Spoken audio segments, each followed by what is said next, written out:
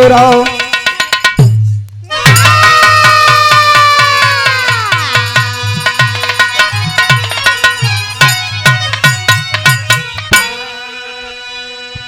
इतना सकल पंच बैठे नहीं, एक बिरहा अपना मन से हमारे गार्जियन लोग कला, एक हम अपना मन से गावता नहीं।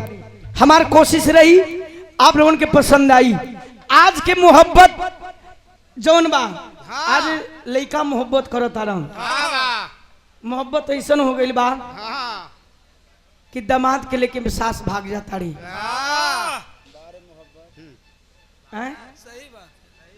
पतो के लेके ससुर भाग जात हो। मंगल इनके गांव के एक लड़की रहल, के करे हो इन्हीं की मंगल के गांव को। अच्छा का करत रहा? वो अपने बड़के बाबू के लड़का के लेके भाग गई। बढ़िया तो कैलाश। अब वो लड़की रहल 4-5 लड़का के मतारी। ऐसा लो काम करत रहा। तब मोहब्बत का होला? आज ही नहीं बाबूजी, सतयुग त्रेता द्वापर में भी मोहब्बत कैल गई, लेकिन मोहब्बत का परिभाषा और प्यार का परिभाषा पवित्र पावन होला। आई 4 लाइन भूमिका से कवि जी भाव देते हैं एकदम साफ साफ, और आप लोगों के बिरहा भी एकदम समझ में आई। श्री धरती पुत्र मुलायम सिंह यादव जी की मूर्ति जो महाकुंभ में लगी थी, भैया बनौले रहलन, एक बार जोरदार ताली बजा करके आप लोग सम्मान करेंगे। मूर्ति कलाकार है, आपको तहे दिल से स्वागत है, अभिनंदन है, वंदन है। और 100 रुपए का पुरस्कार अमर बहादुर मास्टर साहब जरौना की धरती से गुरुजी की ओर से 100 रुपया। शुरुआत में बिरहा के 4 लाइन भूमिका से भाव लिखे कवि जी, आइए।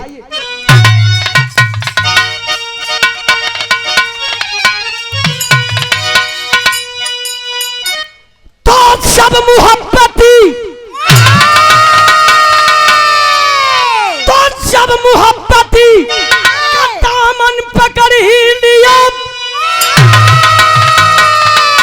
जिंदगी छूट गई साथ छोड़ा नहीं। लाख आई मुसीबत जमाने में भी, तो दिल दीवाने का तोड़ा नहीं। हूर के हुस्न का दिल टूट गया, रह गया जिंदगी में अंधेरा सदा।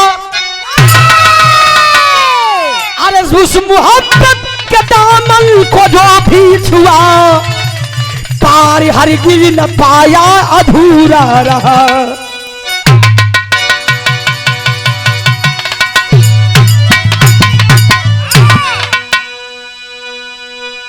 बिरहा सुनने वाले बाबूजी, मोहब्बत आजे ना, सतयुग त्रेता द्वापर कलयुग में भी प्यार भइल। केहू अपना माई से प्यार करेला, केहू अपना देश से प्यार करेला, राजनीति से जुड़े हुए साथी तमाम जनता से, अपनी आवाम से प्यार करते हैं। कोई अपना पति से प्यार करेला, केहू अपना देश से प्यार करेला, केहू बेटा बेटी, केहू प्रेमिका से प्यार करेला। वाह वाह। आखिर प्यार होला का? एक लाइन बिरहा में कव्वाली का नमूना हमारे साथ कैसे, आइए।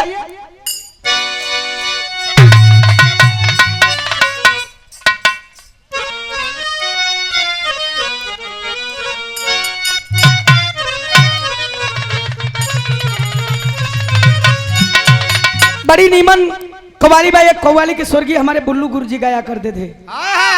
बढ़िया चीज के सब पसंद करेला। बढ़िया गाड़ी हो गई, बढ़िया घर दुआर हो गल, बढ़िया कपड़ा हो गल, बढ़िया दारू हो जाए, बढ़िया मेहरारू हो जाए, बढ़िया सब कुछ पसंद करे तब मन का दूर बा। वही ना कला है। तू मंगल के भाई न हुआ? यो इंटरनेशनल है सार हूँ। कभी भी भाव लेते हैं, अरे खूबसूरत,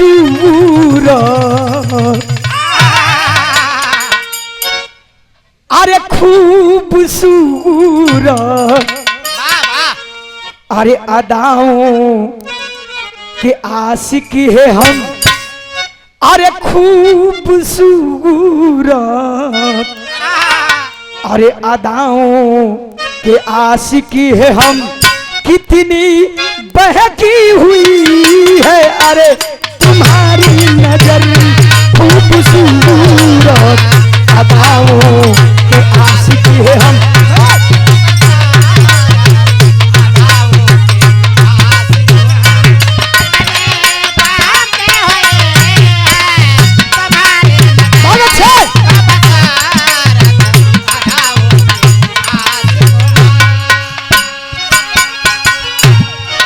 शेषनाथ यादव बनकर की धरती से डॉक्टर साहब आप जी के द्वारा 100 रुपया बहुत बहुत प्रणाम, सकल पंच के नमस्कार प्रणाम बा। कि खूबसूरत अदाओं के आशिक है हम,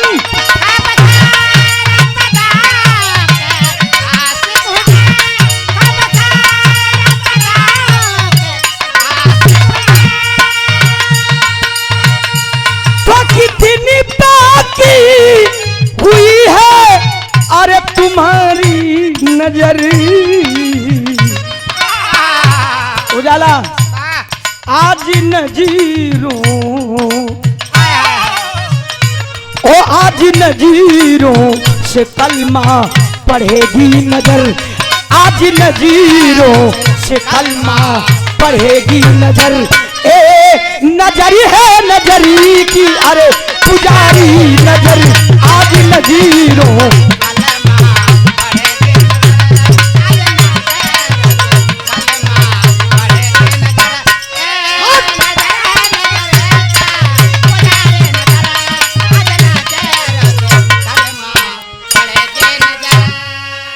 विराज सुनने वाले बाबूजी ई तक कव्वाली रहले करे से बढ़िया नीमन भाव लिखलन। भाव में कवि जी का लिखलन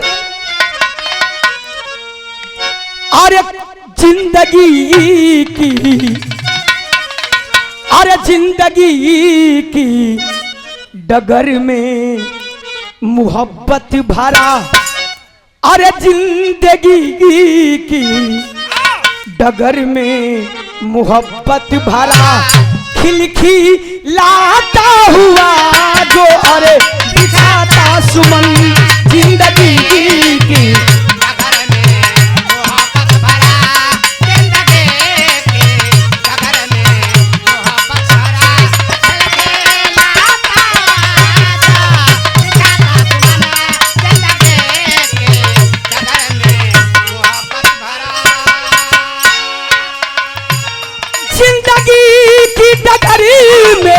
मोहब्बत भरा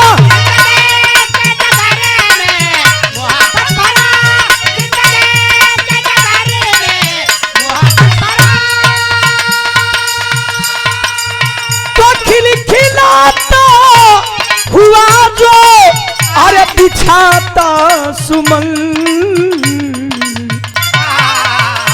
सारी दुनिया में उसके ही इतिहास का, सारी दुनिया में उसके ही इतिहास का, हर जू गोह में सदा गम गमाता सुमन।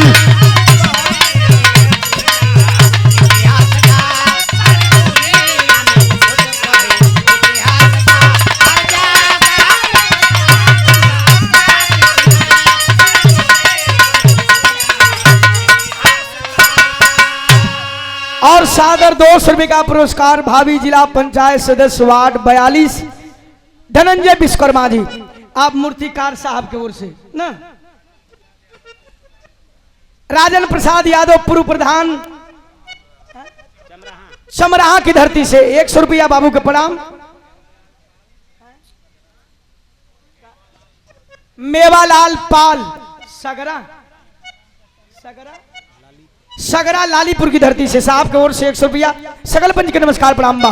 ये हमें से कहानी शुरुआत में एक पर्दा और बड़ी उदयलाल भैया लिखल गई। अरे जाम नजरों का दिल दीवाना जबकि पीता है, जाम नजरों का दिल दीवाना जबकि पीता है, मोहब्बत के साये में जिंदगी वो जीता है।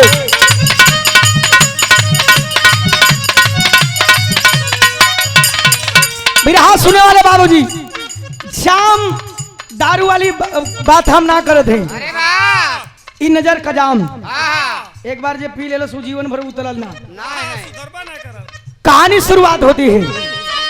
कहानी कैसी है? शहंशाह शाहजहां दिल्ली में शासन था, शहंशाह शाहजहां का दिल्ली में शासन था, तख्त पर दिल्ली के बस उन्हीं का तब आसन था।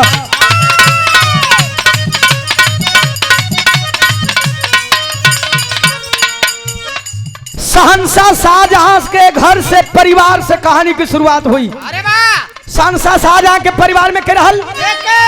पुत्र थे दारासी को औरंगजेब ईशानी थे, पुत्र थे दारासी को औरंगजेब ईशानी थे, डर किसी का नहीं खुद ओ मन मानी थे।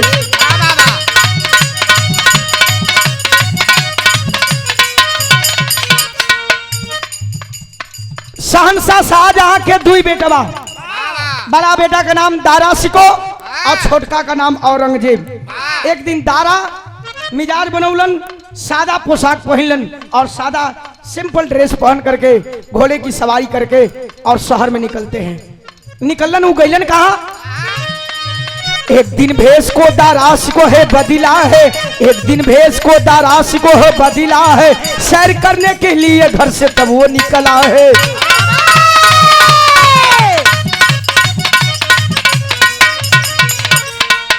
एक फुटपाथ पर हसीना नजर आई है, एक फुटपाथ पर हसीना नजर आई है, थिरक के नाचती और ले रही अंगड़ाई है।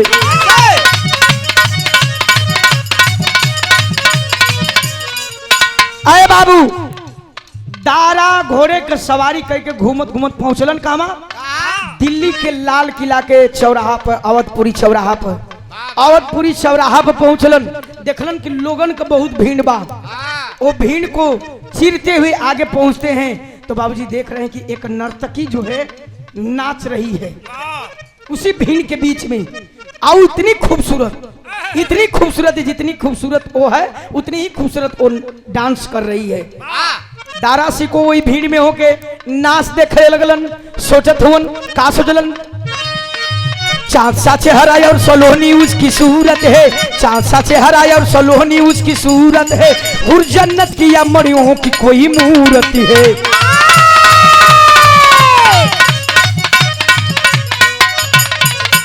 ओ नाचे वाली का नाम का रहल? नाम था राना दिल मशहूर मन को मोह लिया, नाम था राना दिल मशहूर मन को मोह लिया, अंगूठी हीरे का शहजादा ने उपहार दिया।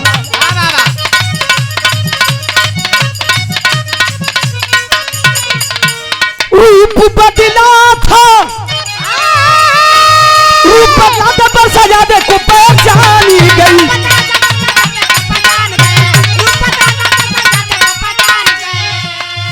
रूप बदला था पर शहजादी को पहचानी गई, हाल दीवाने की दीवानी दिल की जानी गई।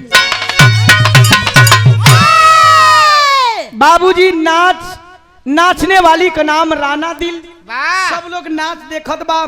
वही भीड़ में दारा शिको शहंशाह शाहजहां का बेटा खड़ा होकर के देख रहा है नाच, एकदम मंत्र मुग्ध है उस नाचने वाली के चेहरे को देख करके। नाच खत्म भई, नाचने वाली अब सबके सामने अपनी आंचल फैला करके अब बाबूजी चलने लगी।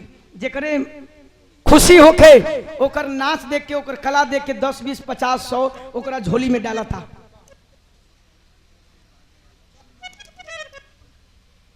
201 अब दारा शिको के सामने जब आती है, दारा शिको चुपचाप ओकर चेहरवा ताकत हुवन। अरे वाह झोली फैलौले आगे आ गई कलश के साहब। हाँ आपके भी अच्छा लगल हो कि अगर हमारे कलाकारी तो जौन भी खुशी से जो देवे के होके दे दे। वाह आंचल फैलौले वो खाली चेहरवा ताकत हुवन। हाँ एक डाक एक ठे बगलिया में खोदत है भैया नाच देखला कुछ देबा की मना खाली कहां खो गए हुआ। हाँ दारा शिको का ध्यान टूटल, सड़क से अपने हाथों में से एक बाबूजी हीरे की अंगूठी निकालता है और उस नाचने वाली के अंगुली में पहना देता है। अरे वाह राना दिल अंगूठिया के ताक है, उनके चेहरा ताक है। सवाल के लिए शेर साहब, चेहरा तो मिलता जुलता है शहंशाह शाहजहां के, कहीं आप तो बेटे नहीं है?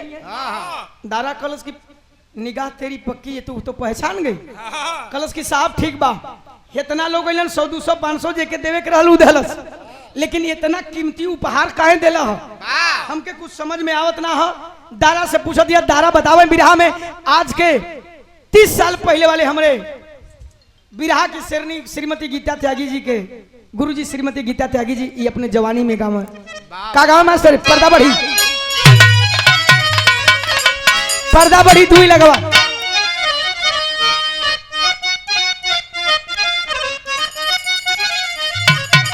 पहले के जमाना के गीत में और आज के जमाना के गीत में आजकल का गीत ऐसा नहीं सुनावत है साला का परिवार के साथ सुनी आदमी का सुनी हो कुछ नहीं। अब एगो कुछ दिन पहले एगो गीत आई रही है पतिया नतिया पटना बा देवरा ढूढ़ी चटना बा अरे बहिनी के तो यह कुल चलत हुआ तू मतलब गौले रहा सुन के करियावा पति परमेश्वर के अब नतिया बना देते हैं ई चीज हो गल। लेकिन ई गीत बा कोनो में हरारू का मर्द परदेसी होन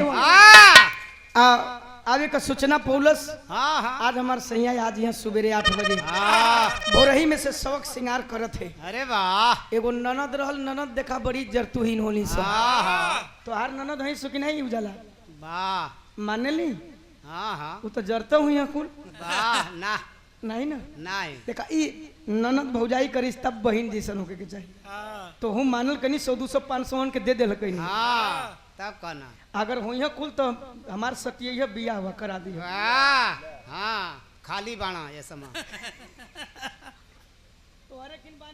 हाँ देख ला आसाराम का सार हाँ उ कहे नंदी पूछलस की का रे भौजी देखो थी भोरवे में से 3-4 बेरी एड़ी रंग लेली 3-4 बेरी लिपस्टिक लगा लेली का कोनो खुश खबरी है तो बतावे का बतावे।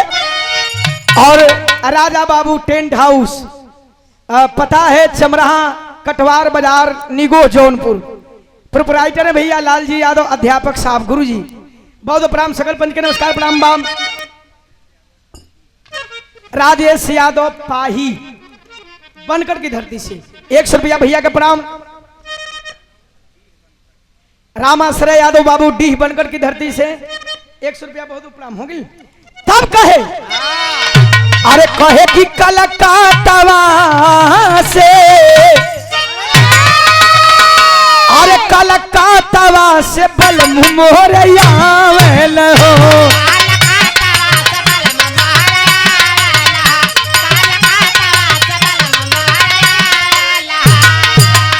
अरे अखिया मोर फर के अफुतिया मोर सर के रजौया लो बलमुया लो कहा गया उड़ी उड़ी सगुना मनावे हो सगुना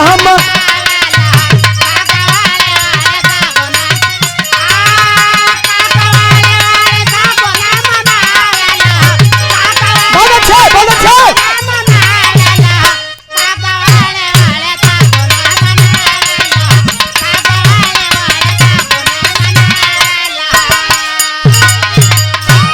और सम्मानीय बड़े भैया श्री घनश्याम यादव जी लोकगीत बिरहा गायक प्रदेश सचिव सांस्कृतिक प्रकोष्ठ समाजवादी पार्टी आप साहब के ओर से आशीर्वाद में 100 रुपया बहुत प्रणाम।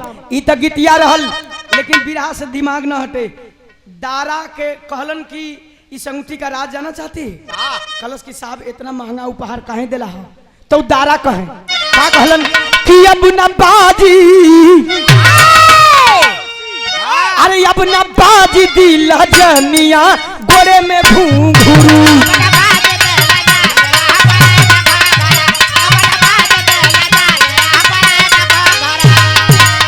अरे अब नीलाम होके देबू ना तोहारी अबरू अब नीलाम होके देबू ना तोहारी अबरू अब न बाजी दिल जनिया गोरे में घुंघरू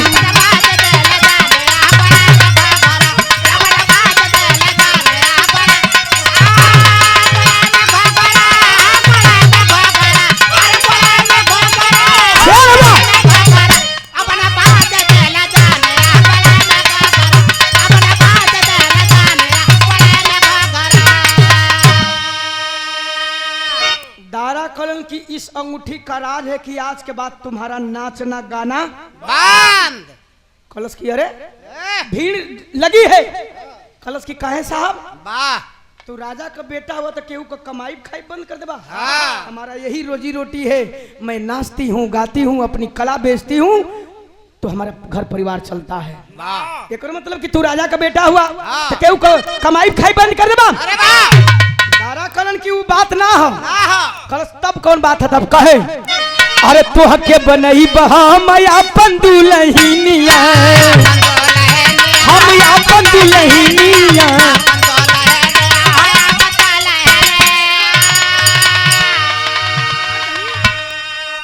संतोष चंद्र यादव चंद्र प्रकाश कलन की तुझसे हमको तुमसे प्यार हो गया है। अरे वाह। तुझे अपने महल का बेगम बनाऊंगा। हाँ। कहल कि अरे बेगम बन के रहबू महल में बारी धनिया धनिया महल में बारी धनिया। अरे तुहरे खिदमत में हाजिर रहबा बन के प्रहरू तुहरे खिदमत में हाजिर रहबा बन के प्रहरू। अब न बाजी दिल जनिया गोरे में घूम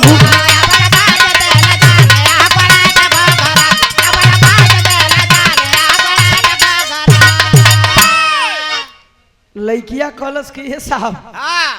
कबो धरती और आसमान का मिलन देखले हुआ। हाँ। कैसन बात करत हुआ। वाह। तोहार दिमाग में ठीक है। हाँ। एक नाचने गाने वाली कभी शहंशाह शाहजहां के राजा की घर की बहू हो सकती है। नहीं।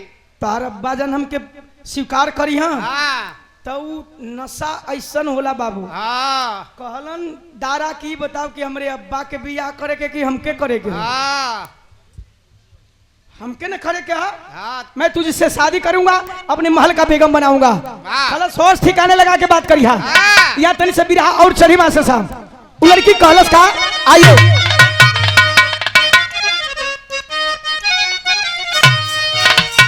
कलश की अरे जब प्यार फिल्म का गीत है वो दलाल भैया। अरे वाह। ये हमारे मास्टर कारोबारी आदमी हूँ। वाह। कौने चीज का चीज कहूँ बेचू हाँ। हैं? पड़वा कहो। हाँ। तैयारो घूम जाए बिरहा गाय के। पड़वा बेचल।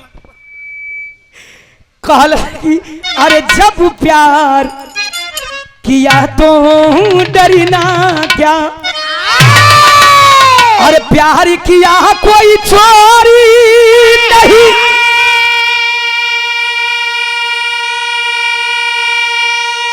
तारा छुप छुप गया है भरना क्या रे जब प्यार किया तो डरना क्या।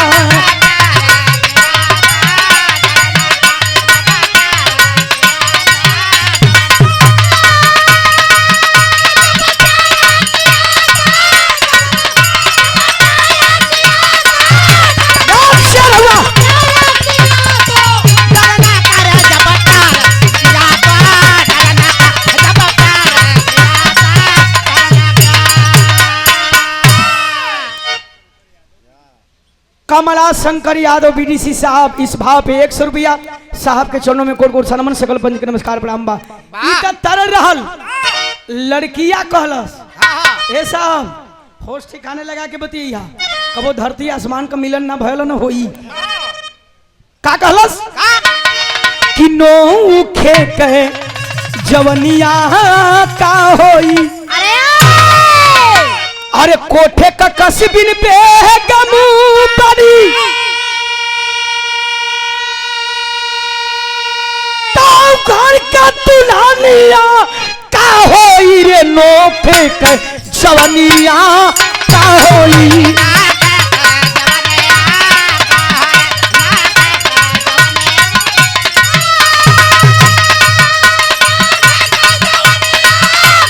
मेरा शेर दो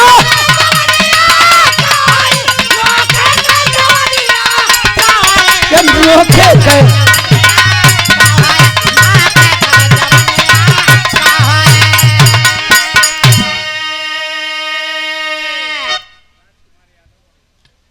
आदरणीय बाबू श्री राजकुमार यादव बरेठी की धरती से सम्मानित 100 रुपए का पुरस्कार साहब के चरणों में कोट सनमन सकल पंच के नमस्कार प्रणाम बा। कलश की नोखे का जवनिया का होई कोठे के कस्बिन बेगम बनी ताहू घर का दुल्हनिया का होई पगला मत। हाँ हमके अगर तू दुल्ही बना के ले जाई बात घरवा जे केहू को बहन बेटी ही रखले हुआ वो कहाँ जाई। वाह दारा गुस्सिया गिला हाँ लड़की ए!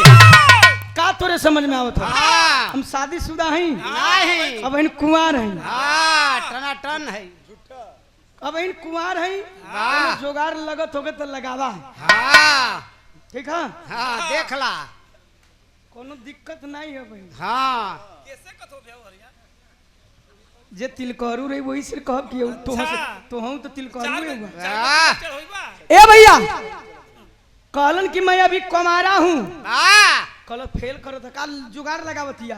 एक बात और कहलस कलश की बन के बेदारी दी हमारी निरामहिया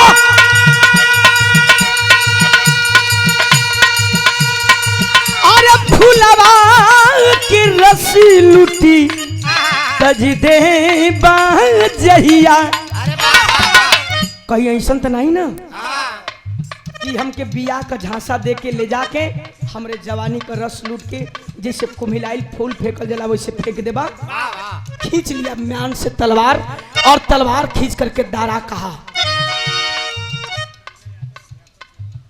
संजय यादव अध्यापक गुरुजी के ओर से जरवना की धरती से बहुत प्रणाम सकल पंच के नमस्कार प्रणाम बा। खींच लिया म्यान से तलवार और कहा कि संसा शाहजहां के बेटे की जुबान है जिस दिन फर्क पड़ जाएगा खींच करके जुबान काट लेना। कहलस का कहलस अरे डूब जाई आधी जल में जीवन कन्हैया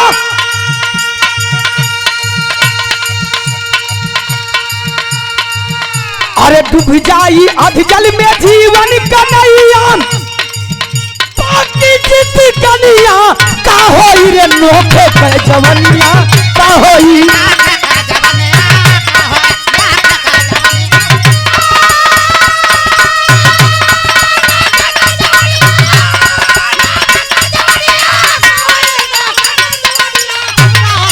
बहुत अच्छे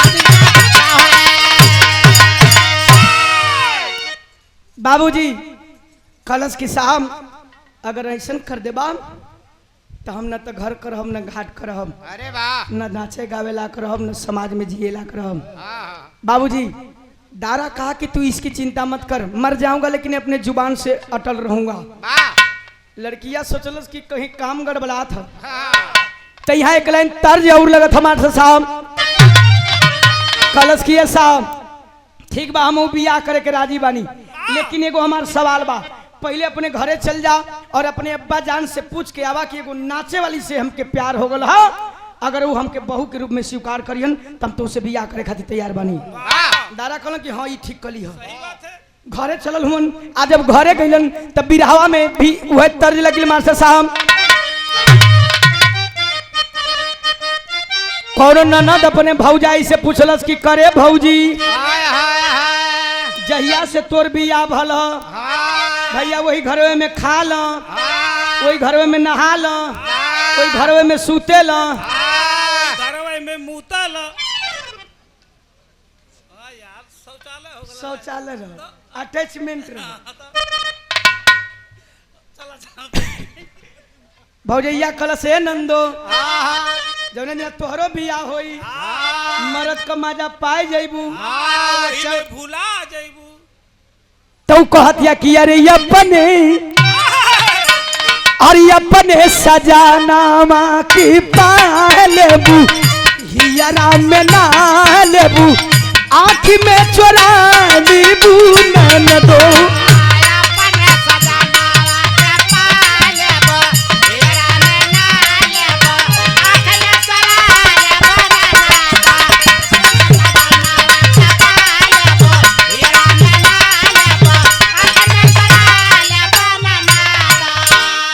बिरहा सुने वाले बाबू गीतिया से बढ़िया भाव हक दारा गइलन घरे आज जब घरे गइलन तो न केहू से बोलत हो न बतियावत हो जौने कोठरी में उनकर विश्राम कक्ष रहल वही रूम में जाते हैं दरवाजा बंद करके गोरे मुड़े चादर तान के सूत गिलन दिन बीतल रात बीतल, दूसर का दोपहर तक पता ना चलल। वाह राज दरबार में शहंशाह शाहजहां आवाज देते हैं, अरे मंत्री, मेरा बड़ा बेटा दारा दिखाई नहीं दे रहा है।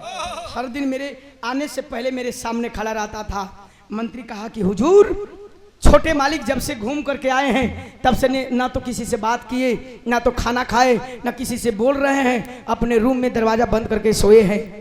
औलाद का गम फौलाद को पानी बना देता है बाबूजी।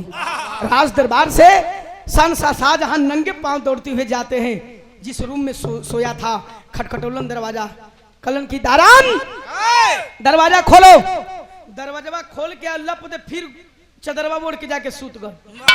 100 रुपए का पुरस्कार इसी भाव पे सुरेंद्र यादव लालू, जिला पंचायत प्रत्याशी, वार्ड नंबर 42 से कमासिंह नरवा, आप साहब के चरणों में कोट सनमन, सकल पंच के नमस्कार प्रणाम बा। और 100 रुपए का पुरस्कार आशीष यादव सतीश, पता कमासिंह, अधिकर्ता भारतीय जीवन बीमा निगम LIC, आप साहब के ओर से 100 रुपए का पुरस्कार। बहुत प्रणाम, सकल पंच के नमस्कार प्रणाम बा। अच्छा, तो वही रूमवा में जाके सूत गल। शहंशाह शाहजहां कलन किए करे का भल हो, चंद्रमा बोल के सुतल बा, वही में आवाज देते, बेटा का भाई, काहे ऐसे तू व्यवहार करो तारे, का दिक्कत बा? कहलस कि कुछो ना, मुड़ी हिलावता कुछ, कहना कि कोई तुमके गाड़ी दिलस, कोई तुमके मरलस, तार तबीयत ठीक नहीं है, तारे मिर्गी उर्गी आवेला, तो कहना कि तोरे कुछ भइला ना है, तो सुतल काहे के हुई? तो ही चदरवा ओढ़ले कहता, हमार बियाह करवा दो। कहना कि चूतिया, यह बात है, दुनिया कर नियम बा, जब बियाह करे कई रीति रिवाज हो। चल कह कैसे बियाह कराओ के, कौन राजा का लड़की है बुलाओ, तो उठत ना हो। वही में से कहता कि वो राजा का लड़की ना ही हो। कहना कि कोनो मुनीम को होई, कहला ओहो ना ही हो। मंत्री को होई, कहना कि कोनो प्रजा को होई, कहला कि लड़किए से ना प्यार कैले हुए कि भैंस वैसे। कहलन कि कैसे प्यार कैले हुए, उठ के बोल। अच्छा, तो चदरा उदरा झाड़ के आ उठल, तो हम हो के चाहे केहू हो के, बाप तो बापे होते हैं, सामने खड़ा ना भल, पापा यार हूँ अब्बा जान, और ये लंगे से कलश की, कहना कि बोल कौन लड़की, तो कलश की ना, तो एगो ही है। अरे वाह, कहना ठीक बा, हाँ ठीक है, बोल आगे, बोला बोल बोल। कहला कि हाँ, तो उहे ही है। कहला कि हाँ, आगे आगे बोला कौन ही है, तो कहला कि हाँ, तो उससे ना, तो वही से बियाह करे के। कहला कि हाँ ठीक बा बेटा, वही से बियाह करे के। हिया कौन? काखत का हुए बताओ साहब। कहला कि तो हुआ, तो वही से बियाह करे के, तो प्यार हो गल। अरे वाह। कहला कि हिया, तो हिया, तो हिया माने लड़की है, बोल क्या हो? डांट के बोले, बोला कौन सी लड़की है? दारा कलश की जानल चाहत हुआ, तो सुना, वो कोनो राजा महाराजा का बिटिया ना ही, वो फुटपाथ पर घूम घूम के नाचे वाली एगो नर्तकी ही। अरे बाप रे बाप, जैसे जनाल की बदन में आग लग गल, खींच लिए म्यान से तलवार और कहे कि इतना बोटी बनाऊंगा तेरा। ऐसे सोच लिया कि शहंशाह शाहजहां की घर की बहू एक नाचने वाली होगी। कलश की तब जा जा जा जा, मरी चाहे हेराई, तो से का मतलब है? कल कि मर जा साले, लेकिन ऐसा नहीं होगा। चल गिनन राजा साहब, 1 दिन बीतल, 2 दिन बीतल, अब दिल नहीं माना था। सोचलन पूछलन मंत्री से कि उठल बाड़ की नहीं, कहे कि नहीं। राजा साहब के अब गलानी महसूस हो गया कि पाल पोस के इतना बड़ा कैली, कहीं मर जाई तो जीवन भर खातिर अफसोस हो जाई। बाबूजी फिर राजा जाते हैं और कहते हैं कि अरे दारा, अरे दारान, दरवाजा खोलो। कलश ना, वादा करो कि बियाह करब तब खोलम, नहीं तो इसी घर में मर जाऊंगा। कलन की ठीक बा, खोल। दरवाजा खोलते हैं।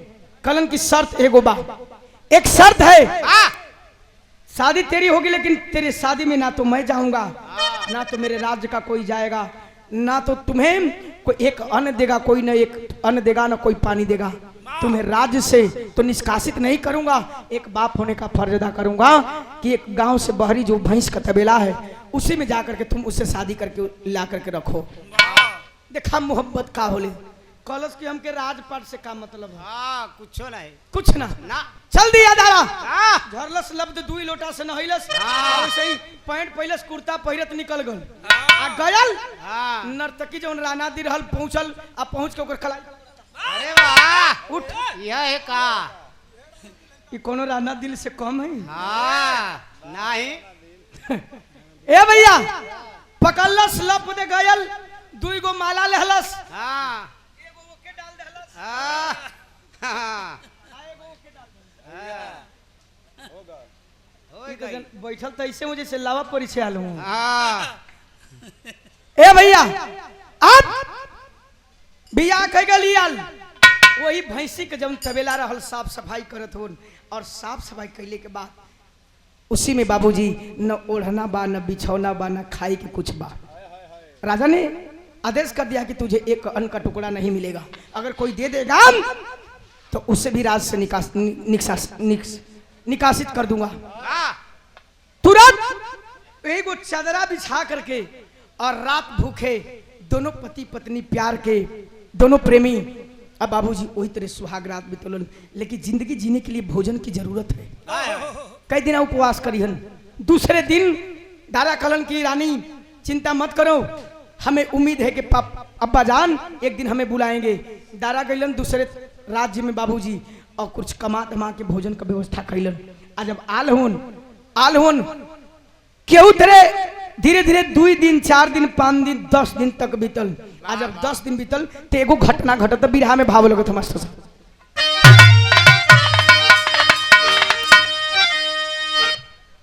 बिरहा में तर लग रहा बा,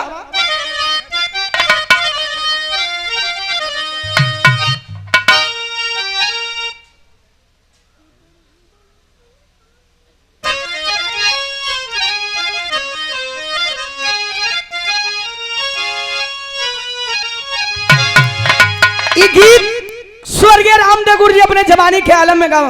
अरे वाह कवन गीत बा? और कहलस की बरहे परिसरा का बर जवनिया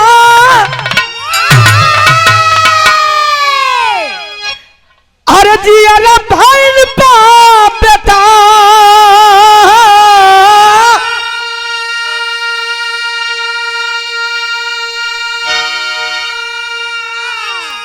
अरे भेजल नया कहू जवाब हो कर जाऊ अरे खाई के जहार मार हो कर जाऊ।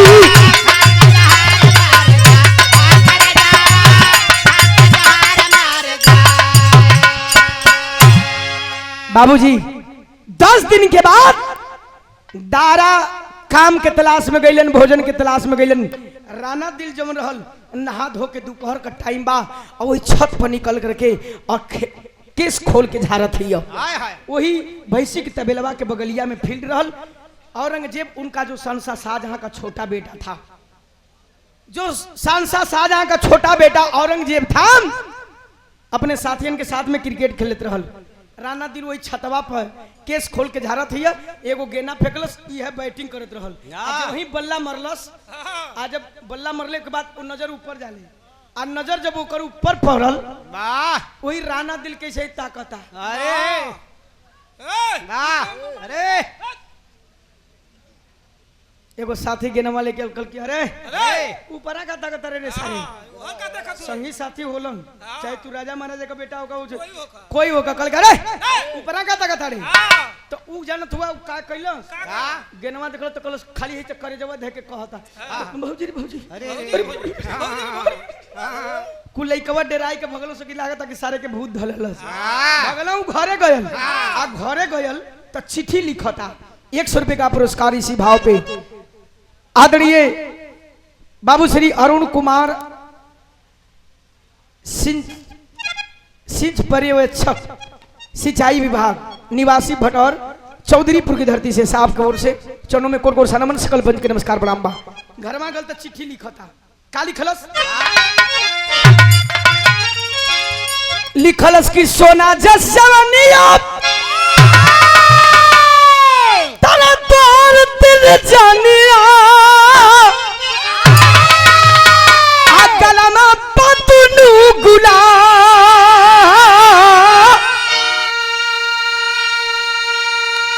अरे गलमा पतनु गुलाब हो सजनिया अखिया से छल के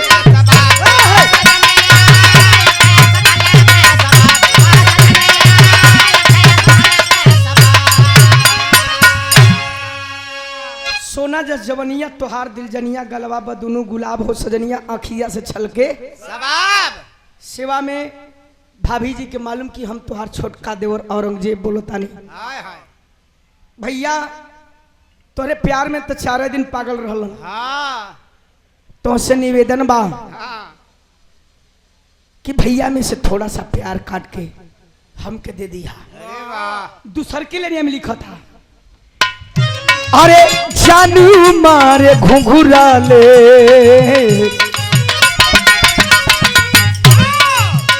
अरे जानी मारे घुंघरा ले बाली काले काले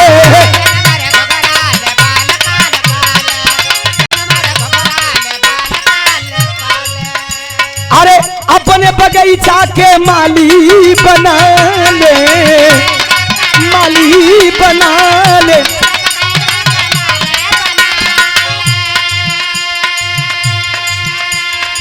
अरे मरले बनतिया तारी सुरतिया अरे जियाना भैर बेटा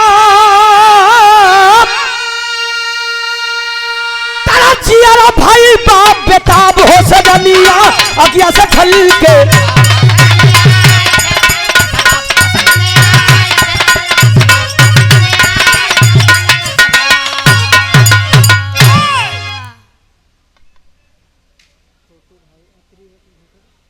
आई लिखल है ना। अच्छा अब यार ताक ले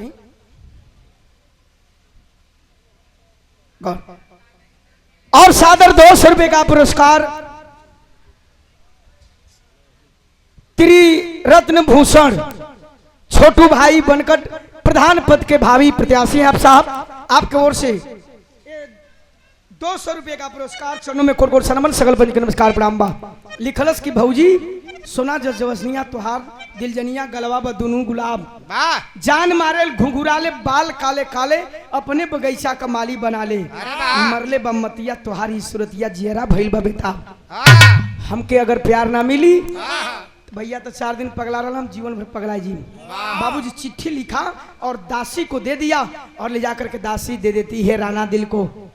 राणा दिल को जब देती है पूछती है राणा दिल दासी मान कौन दिया है कलश की तुहार छोटका देवर औरंगजेब दिलहन। चिट्ठी खोल के पढ़लस कलश किल्ला एक थे तब पगलायल तब बियाह के लिया अभी दूसरा पगलाए लगल अब एक का करी तो चिट्ठिया पलट के और जवाब लिखत है इतना सकल पंच है विराह में तर्ज लगा था आखिरी तर्ज मास्टर बढ़िया ओहे गीतिया बाकी अरे आइल गरमिया के कोनो बुढ़ऊ अपना बुढ़िया से कहलन ये बुढ़िया बड़ा गर्मी होता तनी बेना उना हुक दे।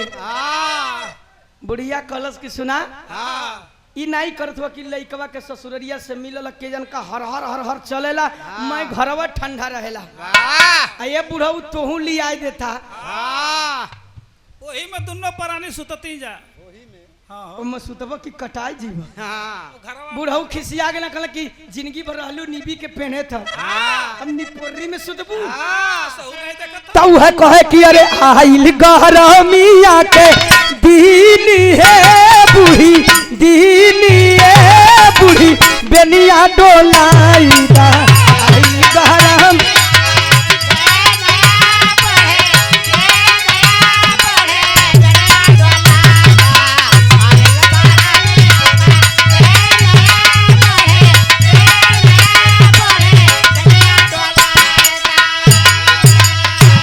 राना दिल चिठिया के पलट के ओकर जवाब लिखलस कि बाबू बबुआ के मालूम मैं नाचने गाने वाली जरूर हूँ लेकिन मेरी अस्मत बिकाऊ नहीं है। मैं अपनी कला बेचती हूँ और कला बेच करके कमाती हूँ। एक बात याद रखना, वो का कहलस कहलस कि नारी के जिंदगी आके अरे नारी के जिंदगी आके आन हो बस शान हो बस एक ही सजानावा नारी के।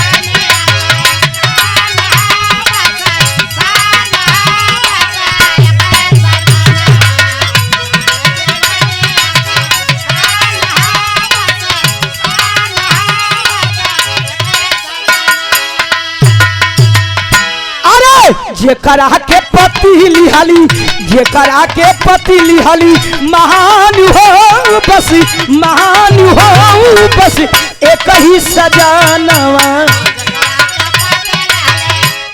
और 100 रुपए का पुरस्कार आदरणीय बाबू श्री सुरेंद्र यादव लालू कमासीन नरवा से जिला पंचायत प्रत्याशी वार्ड नंबर 42 से मछली शहर जौनपुर। कलश की देवर बबुआ मेरा पति मेरे लिए भगवान से भी बढ़कर है, जिन्होंने मुझे फुटपाथ पर से उठा करके समाज में जीने का अधिकार दिया, एक पत्नी होने का दर्जा दिया। मैं अपने पति के साथ गद्दारी नहीं कर सकती हूँ, भले ही मर जाऊंगी, मेरी आबरू बिकाऊ नहीं है। एक बात याद रखना, अरे पति धर्म में हमारे लागी नहीं दागी।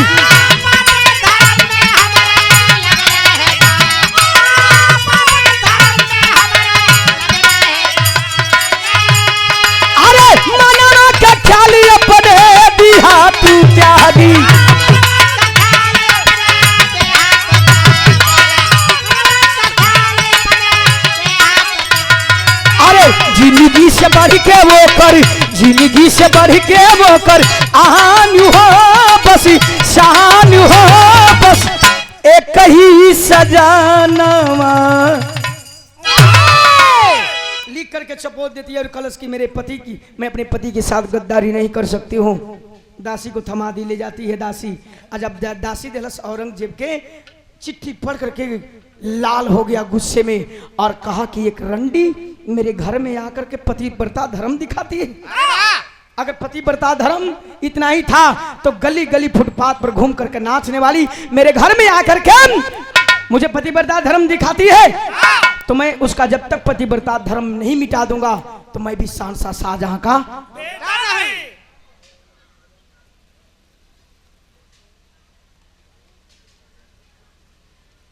बिरहा में टेरी लगता भैया।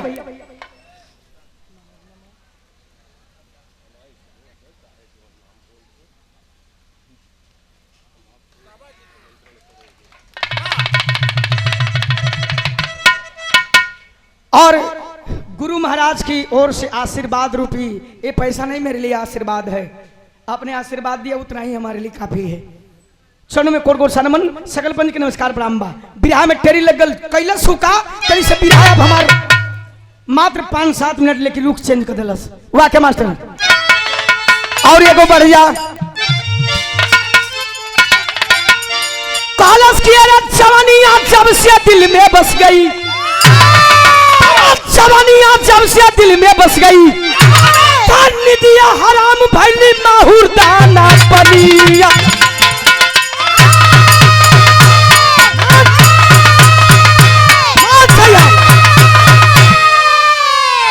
जवानिया जब से दिल में बस गई निदिया हराम भैली माहुर दाना पनिया। गई राज दरबार में शाहजहां पूरी आवाम के सामने और बैठे हैं सिंहासन पे। गई और जितना लोग बैठा रहल जितना लोग बैठा रहल सभा में सबके बारी बारी लगल उठा है भैया उठा उठा हाँ निकल जा जा जा जा जा जा घरे बैठल का हुआ जा के कहत हुआ राजा दरबार हम कहे ये लोग के कहत हुआ आई लोग से ए भैया हाँ। राजा साहब टुकु टुकु ताकत हो रोकत हो भैया काहे हो ए, ये हमारी जनता है हाँ इनका गुहार सुनना इनका दुख दर्द सुनना हमारा काम है। कलश की कोनो दुख दर्द नहीं आज निकल लोग हाँ काल सुनाई हाँ कल काहे कल की जनता का दुख दर्द समझ सुनब हम दुख दर्द में जौने मरत हई हाँ वो हमार नहीं सुनबो कहला कि अच्छा ठीक बा कहला कि भैया ठीक बा आप लोग जाई पहले यही बाबू को सुन लेवे दे मंत्री मुनि में रहना कहला कि तू का करतो यहाँ हाँ जा जा तो रे, तोरा उठा से भगा उठा भगा से। तो लोग निकला हाँ, पूरे राज दरबार खाली संसा साजा कौन की बोला अब का है तो सीधे कहता कि हमार बियाह कर दो अरे वाह और राजा साहब के चक्कर तो है हाँ हमारे घरवा में ही होत का कोनो भूत प्रेत का साया तो नहीं होगा कहना कि हाँ बेटा बियाह होगा तेरा मैं भी सोचता हूँ कि तेरी शादी कर दूं एक अच्छी राजा की बेटी देख करके कालस की राजा के बेटी से नहीं अब राजा का करेजा दक दकाए लगल कि कहीं ऐसा तो नहीं कि ई हो वैसा से कैले है पूछलन कि साहब राजा साहब कहलन कि बाबू बोला तोहार पसंद के है तोहार पसंद कैसे शादी करबा हाँ कलश की हमारे भौजी से बियाह करा दो अरे वाह ए सारे ये कल सब- का कले है हाँ, कल के हमारे भौजी से बियाह करना उठाई डंडा मारा 50 डंडा साले हाँ, ठंडा हो जीबे करे बेहुदा चाहे जो कुछ भी है वो लेकिन जब मेरा बेटा शादी कर लिया तो मेरे घर की बहू है तूने सोचा कैसे कलश की बियाह करबो कि ना करबो ये बताओ हाँ, पहले कल की बताओ कतई नहीं ऐसा होने दूंगा मर जाऊंगा लेकिन ऐसा होने नहीं दूंगा कलश की पक्का कब पक्का बस दौड़ करके और राजा साहब अपने अब्बा जान का औरंगजेब बाबूजी दोनों कलाई पकड़ के और उल्टा मुसुक बांध दिया बांध करके कहना राजा साहब की मर जाऊंगा लेकिन कभी ऐसा नहीं होने दूंगा तू हाथ बांध ले चाहे कुछ बांध ले दोनों गोड़ो बांधलस आ दोनों गोड़ो बांधलस जो वही चलता राजा साहब कहले कि औरंगजेब ऐसा मत करना वरना धरती फट जाएगी आसमान फट जाएगा लोगों का विश्वास उड़ जाएगा कलश की कुछ भी हो जाए लेकिन मैं अपना शर्त पूरा करूंगा राजा साहब के बतिया पे बाबूजी एगो पट्टी ले ले आल और मुंह पर सटा दिलस कि जे ढेर बड़ बड़ बड़ करबा मुंह पर सटा दिया और सटौले के बाद कैलस का अरे कामी के खातिर कामी की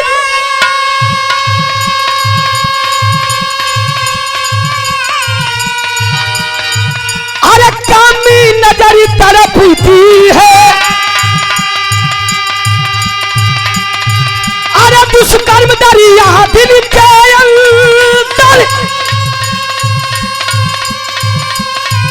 अरे दीनी रात बनती है खुद शाहजहां को बुलवा करी धोखे से कैद कराया है अरे तारासिकों को नीच कमीना तारासिकों को नीच कमीना गर्दन को कटवाया है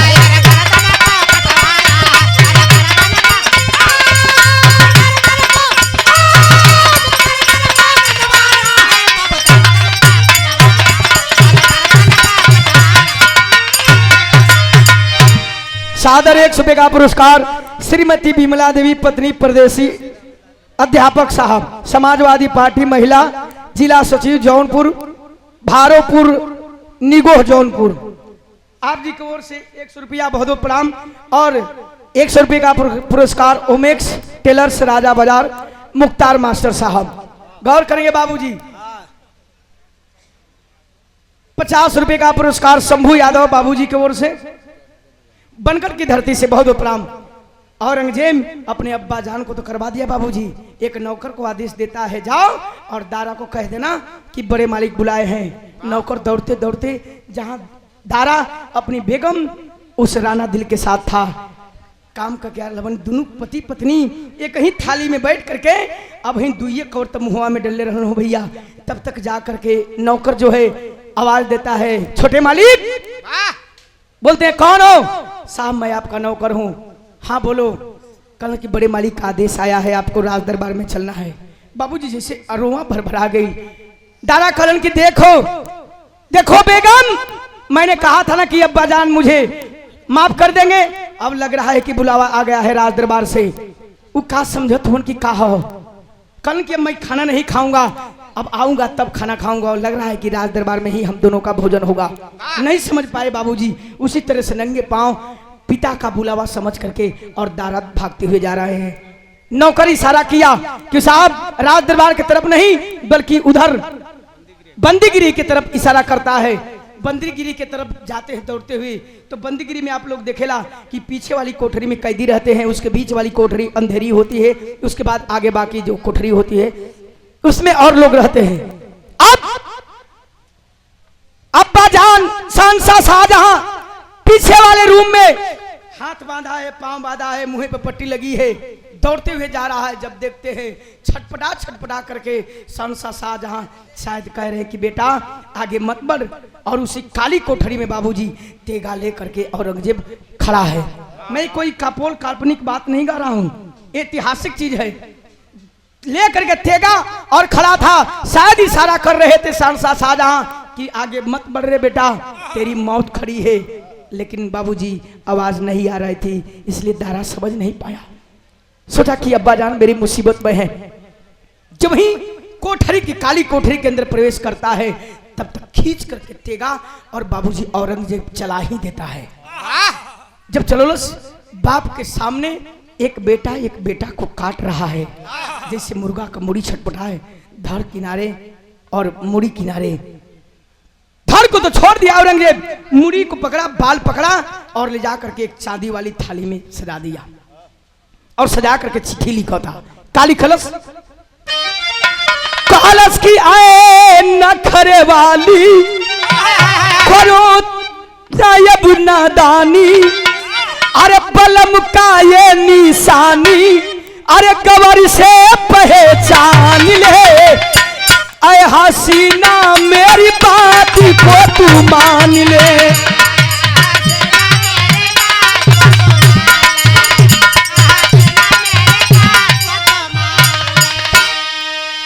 बाबूजी चिट्ठी लिखा, कहा कि पतिव्रता, इसी पति बने पतिव्रता बनती थी, आज के बाद तेरे पति को मिटा दिया, अब मैं भी अकेला और तू भी अकेला, आओ हम शादी करेंगे और ऐश की जिंदगी जिएंगे।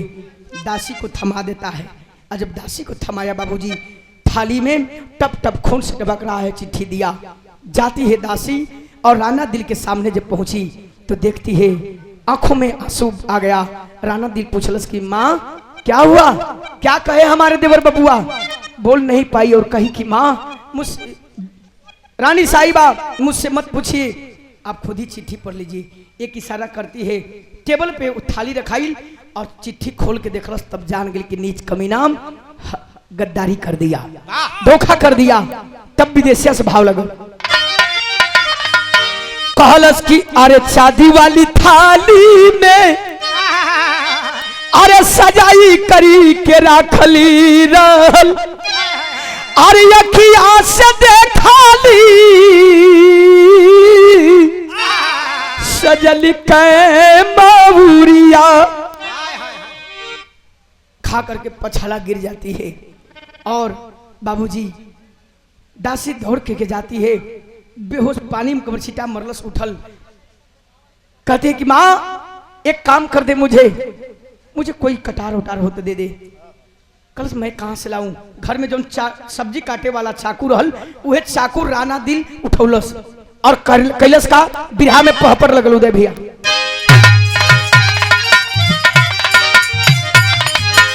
अपने पति की मुड़ी उठा करके ही फाड़ा में बंध ले बा और बांध करके आ कैलस का।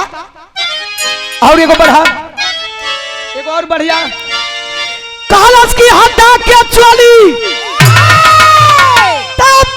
हटा के चली, अरे अपने हाथ गुजरिया खूनी खंजर से काटा दोनों जानी के कथरिया खूनी खंजर से।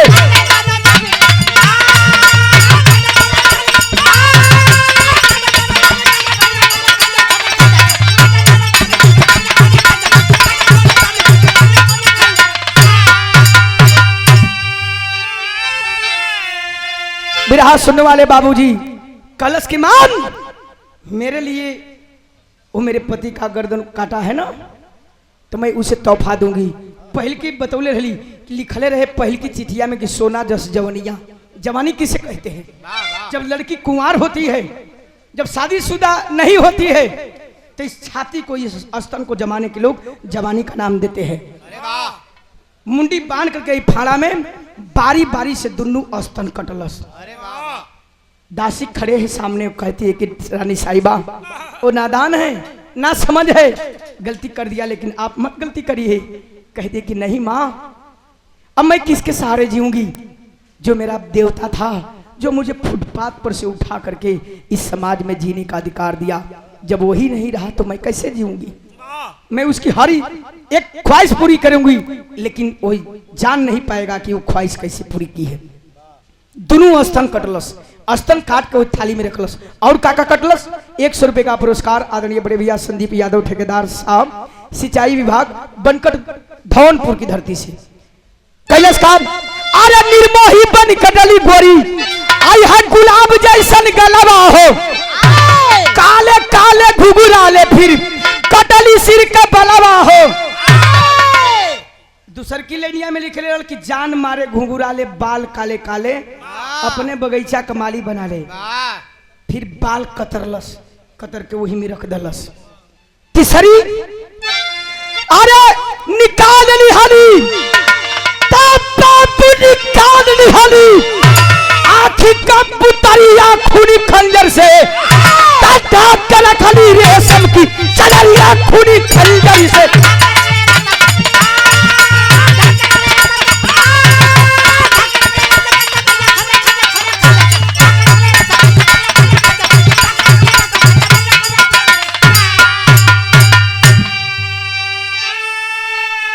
भोग के कटार आंख निकाल करके उसमें रख देती है और दासी को कहती है कि दासी मान, जाकर कह देना उसने नीच कमीने का, जो अपने भाई का नहीं हुआ वो मेरा क्या हो सकता है। और कह देना जिस अंग पे उसकी नजर पड़ी थी वो उसको भेज रही हूं, लेकर के जीवन भर सेवन करेगा। आल्हा के अंदर प्रमाण लगल। कैसे मास्टर?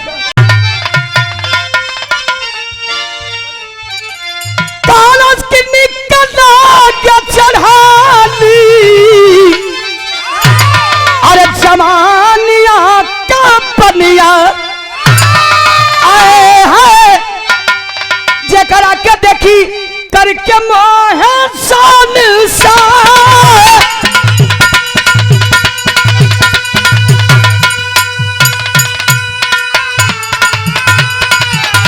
तारा सोमर बदलिया रहली राना दिल्ली का।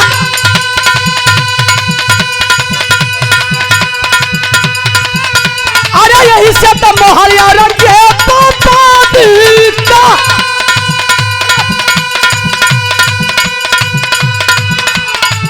अरे काटी के जवानी उहे रखल थारिया, अरे भेजी है सदा के और के बातरबा,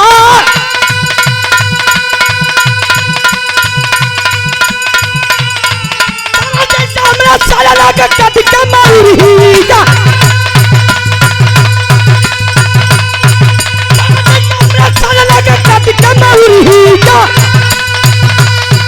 अरे प्रेम से बधाई डाले वाला उपहार।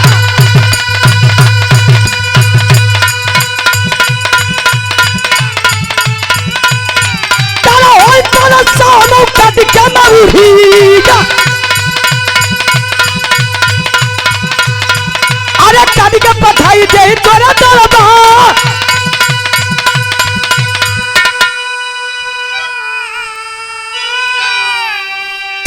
लेकिन कसबिया का जात हम बानी, अरे बाय कति अपन केतना हमार सु,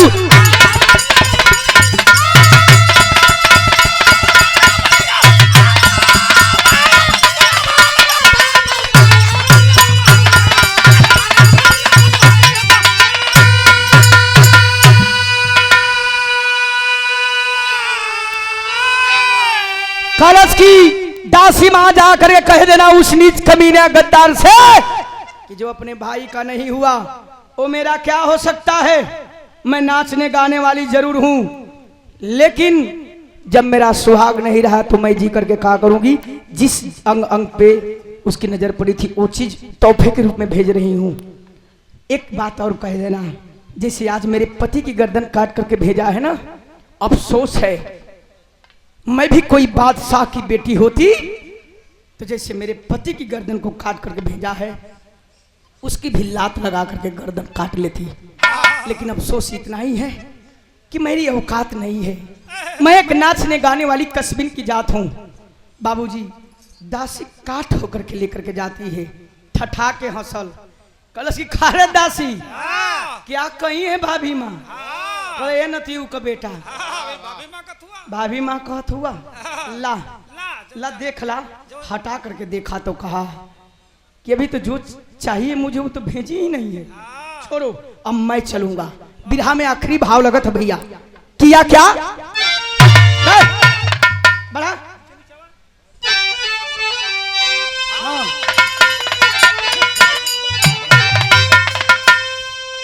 चढ़ा के घोड़ा पे गधा पे चढ़ाई तो कैसन लागी? अब बोले कि हम के फाटक का त्योहार है दा कैलाश के त्योहार प्रात का ताजे कर बच्चा कर छल की बनिया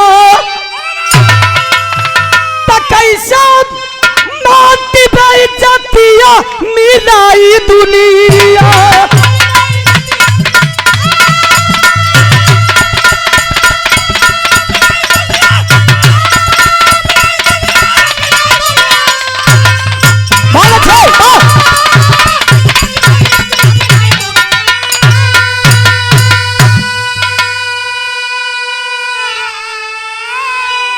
नहीं माना, चल दिया राणा दिल के पास।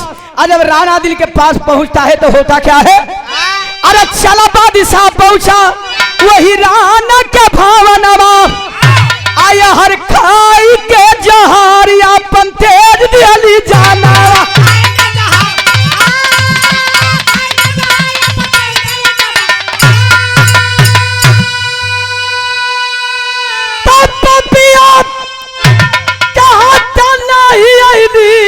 धनिया तो कैसा माटी भाई जातिया मिलाई दू।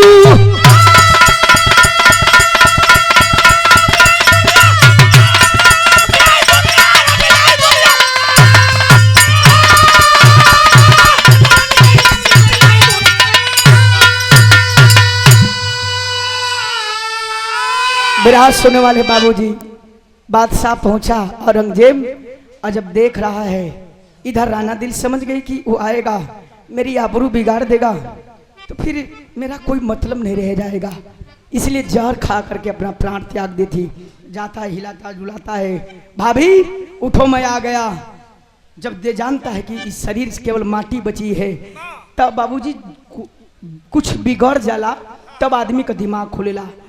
औरंगजेब का जैसे कंप्यूटर खुला वैसे दिमाग खुला। कलश के अरे बाप रे बाप, मैंने बहुत भारी भूल कर दिया। दौड़ करके जाता है और सहनशाह शाहजहां के बंदीगिरी से निकाल के मुंह से पट्टी हटोलस, हाथ खोलस, पैर खोला और लिया करके तेगा दे देता है। कलश की अब्बा जान मैं आपका गुनहगार हूँ जी, जो चाहिए सजा दे दीजिए। सहनशाह शाहजहां बोले कि नहीं, ले ले राजपाट, जब मेरा बेटा और बहू नहीं रहा तो मैं जी करके क्या करूँगा। प्रमाण मिलता है कि अपनी बहू और बेटे के याद में सहनशाह शाहजहां बाबूजी कोहिल कोहिल करके प्राण त्याग दिए। यही से ही बिरहा के शीर्षक रहल जौहर जवानी। समय थोड़ा सा जरूर, पहली पारी में साज बजेला, वंदना होला, धुन तरज होला, बिरहा होला, समय जरूर लागल, लेकिन क्षमा करेंगे। अगले में घराने से परिचय लगा। आइए गुरु बिहारी पत्तू छे बारी सुगनंदन की गीत निराली, काशी बुल्लू के बगिया का तारा पन्ने मनोहर माली, तारा जानिया जब से दिल में बस गई, मस्ताना राम कृत का बिंदा चली भवानिया, जवानिया जब से दिल में